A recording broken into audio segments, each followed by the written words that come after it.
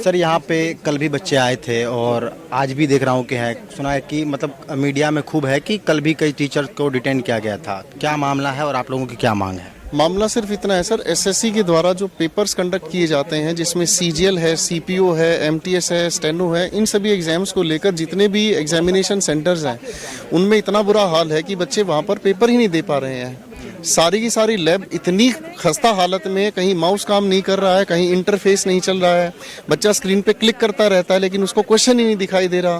Question अगला आने के लिए उसको कम से कम 6-6 मिनट वेट करना पड़ता है।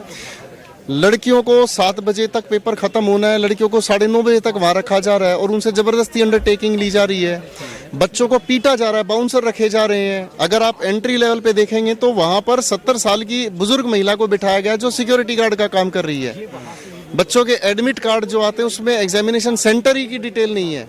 बच्चा 2100 किलोमीटर अपने घर से दूर जा रहा है पेपर देने के लिए, लेकिन उसको यही नहीं पता कि उसको रात को 12:30 बजे मेल आई है जिसमें उसका पेपर ही कैंसिल हो चुका है।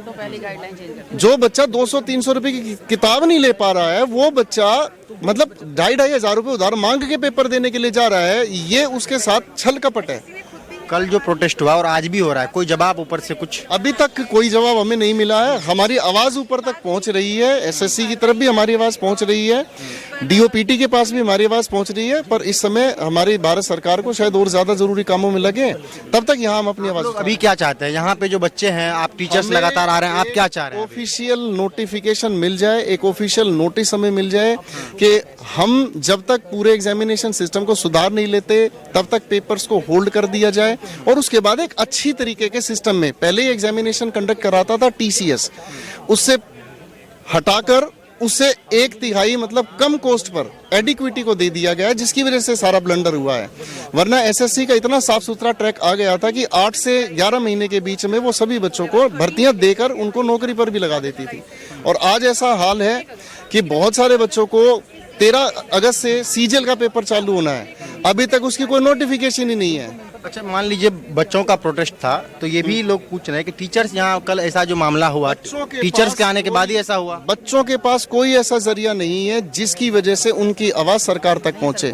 वो बच्चे सिर्फ हमसे कनेक्टेड है क्योंकि हमसे यूट्यूब पर भी पढ़ते हैं, हमसे सारी जगह पर वो पढ़ते हैं, तो उन्होंने हमें एक साधन बना रखा है कि किसी तरह से वो अपनी आवाज को पहुंचा सके। अब यहाँ कोई अराजक तत्व अगर आ जाता है सर, किसी के चेहरे पे नहीं लिखा है कि एसएससी का स्टूडेंट है, ये किसका है, किसी के चेहरे पे नहीं लिखा है। अराजक तत्व आ जाते हैं सर, उसके लिए तो हम कुछ कर नहीं सकते। हम तो हाथ जोड़ के सरकार से अपनी भीख मांग रहे हैं, हमारे बच्चों की नौकरी हमें टाइम से मिल जाए। आपका भी कोई छोटा भाई होगा, क्या उसने सपना नहीं देखा होगा कि मेरी अपनी सरकारी नौकरी हो? तो उसके लिए जब कमीशन जवाब नहीं देगा तो और कौन जवाब देगा?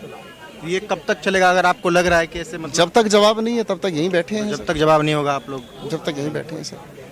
ठीक है, बहुत बहुत धन्यवाद। तो यहाँ पे जंतर मंतर पे कुछ लोग यहाँ पे हैं और इनसे हमने बात की तो मामला यही है कि इनका कहना है कि जब तक हमें एक ऑफिशियल नोटिस नहीं मिल जाता है हम लोग यहीं पे बैठेंगे।